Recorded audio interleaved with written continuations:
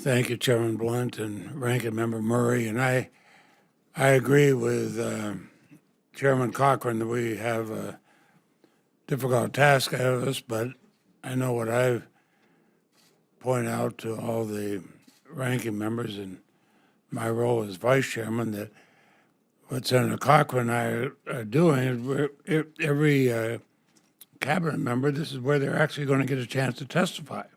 It's going to be before our Appropriations Committee. And so I appreciate this opportunity. I feel very unfortunate the President's proposed budget displays a fundamental lack of understanding of the role of government of, by, and for the people in supporting the middle class, lifting up the most vulnerable among us, serving our values and interests as a nation. And we know the sequestration has had devastating consequences for both defense and non-defense programs. Consequences are going to last a generation or more. But I'm afraid the Trump budget only extends and deepens those problems. And I think the budget proposal for the Department of Education can be summed up very quickly in one word: abysmal. The submission from the Department of Education would reduce federal education spending by more than 13%. The budget proposes approximately $4 billion in cuts to investments in programs that support public schools. Recently reauthorized by the bipartisan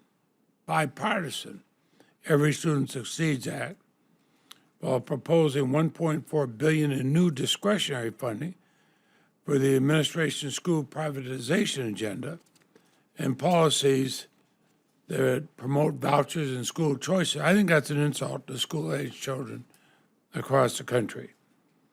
President Trump has said that education is a civil rights issue of our time.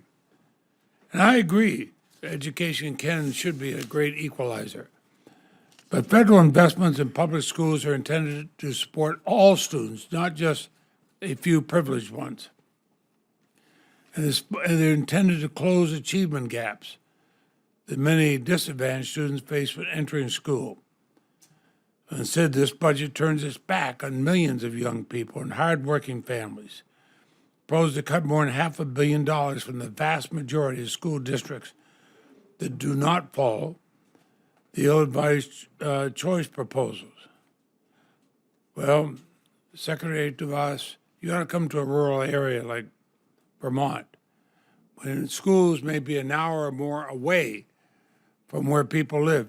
School choice is not, under any circumstances, an option, especially in the middle of the winter we may have had 10 inches of snow overnight.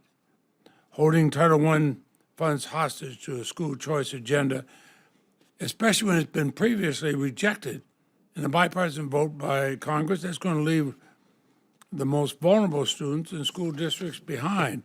And if those cuts were not enough, you'd also eliminate or greatly reduce funding for many programs in which states and schools rely, specifically those that support public education, the preschool development grants, the after-school programs. Senator Murray mentioned Special Olympics education program, adult education program, programs to train principals and other school leaders, among many others. It cuts aid to students who are struggling to pay for college by rescinding nearly $4 billion from Pell Grants, eliminating or reducing support for many other student aid programs. You know, the best way to create a foundation for greatness, as the Trump budget purports to do, is to continue to invest in America's future through our schools and our children. And as vice chairman of this committee, I'm going to work to put that in. I'll look forward to working with other members of this committee on both sides of the aisle, as we have in the past. I want to fulfill that goal.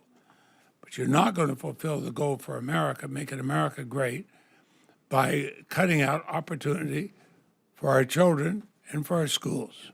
Thank you, Mr. Chairman.